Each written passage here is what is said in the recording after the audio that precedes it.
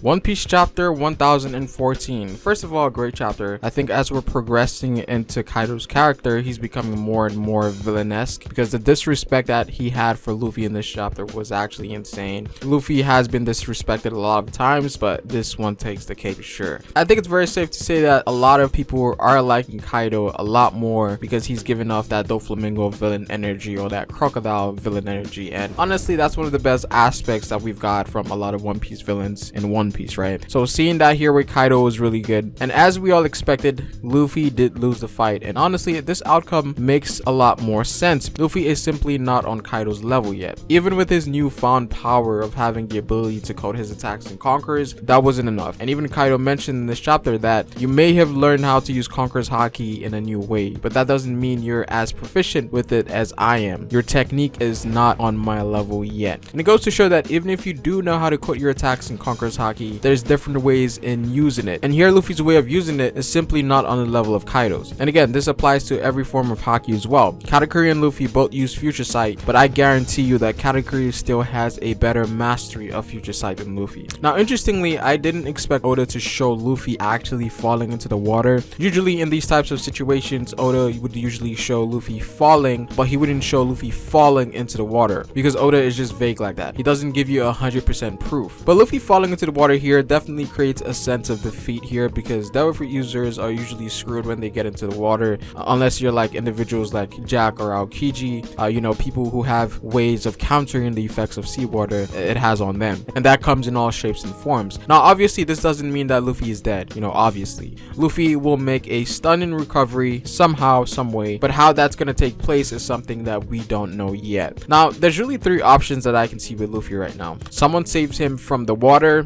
but then again that would require a fishman to be available, and we know that the only fishman that we have is Jinbei, and he's currently fighting Who's Who, so Jinbei is kind of out of the question here. There's also the possibility of the Sun Pirates making their appearance. Ever since Whole Cake, we didn't actually know what happened to them. There is a possibility that they could make a return here.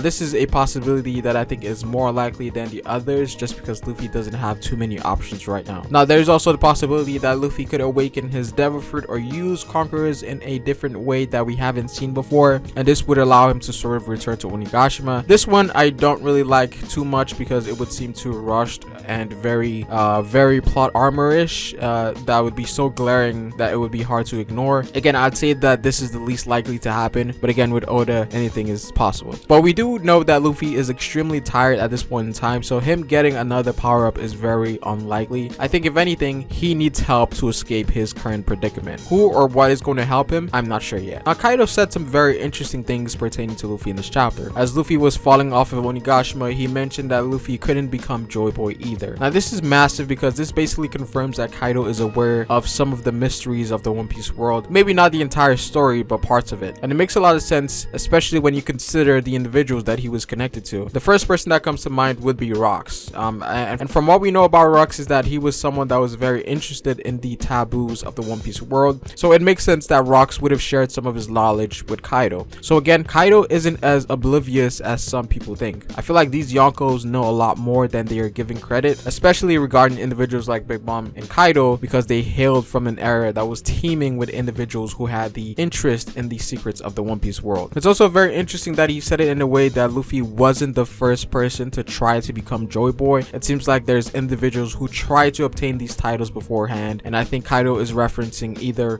Rocks or Roger, one of those two, since both of them are tied to things like the Void Centuries and even events like God Valley. And we were getting hints that Kaido knew more in the previous chapter, in which he makes a statement about how the more Luffy smiles, the more something happens. We don't know the details of the missing dialogue that was supposed to be said after that. We just know that it has to do with smiling, and obviously this ties into the Joy Boy title as well. So very interesting stuff here with Kaido. It seems like more mysteries may be unraveled through individuals like Kaido. Who knows? Now moving on to Momonosuke's side of things. Now after reading Oden's journal, Momo comes to the conclusion that he cannot die. And obviously this is in reference to a role that Momo is going to play for a specific thing to happen, and something that can only be achieved by Momo himself. Momo, having the voice of all things and having the ability to command Zou, made this very apparent that he had a role to play. We also know that Momo talked with Zunisha when the Straw Hats left Whole Cake, but we don't really know what came out of that conversation. Now something starts happening to Momo in which he starts hearing a voice of something or someone. It again, sort of in the same fashion as it happened in Zou, but in this case we're not sure what he's reacting to. But it might be very important because we see that Kaido's priorities was getting to Momo first and foremost. Now Kaido might know what Momo's purpose is in all of this because he's very focused on Momo for some reason, right? Now we move on to the next scene with everyone getting news about Luffy's defeat, and Kaido states here that if anyone surrenders, he would spare them and accept them into his crew. Obviously the Straw Hats refused, rightfully so, but I think this definitely raised a bit of doubt in the remaining forces because this news I think definitely came as a shocker. So the question really comes down to how are the remaining ally forces going to react to this news, right? It seems like everyone is preoccupied with the enemy right now to the point that no one really has the chance to check up on Luffy, again, which makes it very possible that an outside force will be responsible for Luffy's return. And it might have to do with what Momo was sensing earlier. The fact that he was able to hear it means that whatever it is has to be close, and maybe that entity is what saves Luffy and also Onigashima from crashing into Wano. Now we deviate to Momo's side of things again, in which he is currently now with Kinemon and Shinobu and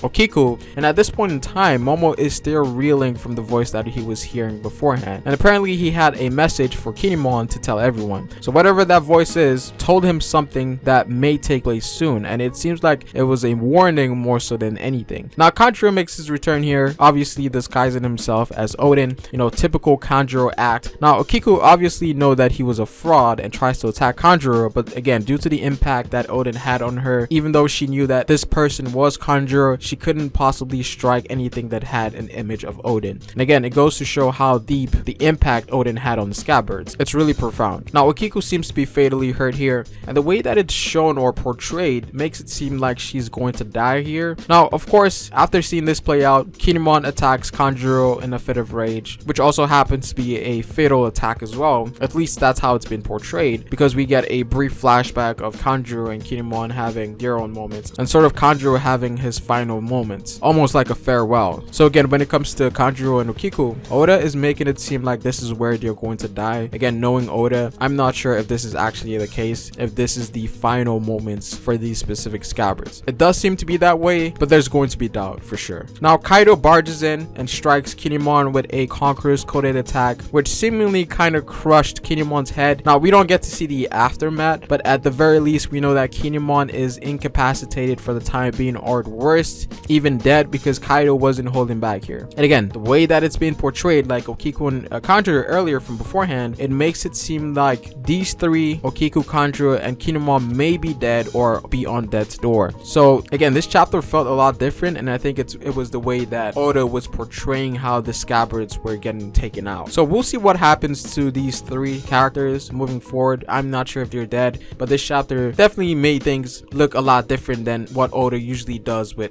these type of vague deaths and characters not actually dying and stuff like that. It feels a little bit different, so we'll see how that plays out. But this was a very crazy chapter. It had subtle things here and there that are obviously going to lead into much bigger things. I don't know what it is about this chapter, but this chapter was definitely different in a sense of it didn't feel like One Piece. And I have this feeling that the next upcoming chapters are going to be pretty huge, with some of them having probably insane reveals, because I feel like the Alliance is reaching a point of desperation at this point. To change this situation, something bigger than Luffy has to happen here. And I think the voice that Momo was talking to beforehand will be the saving grace of the Alliance. But we'll see how things play out. But that's pretty much it for this video, guys. Comment down below what you guys think. I would appreciate it if you dropped a like on this video and subscribe for more One Piece content on this channel. But it is fair, guys, and I will see you folks later. Peace.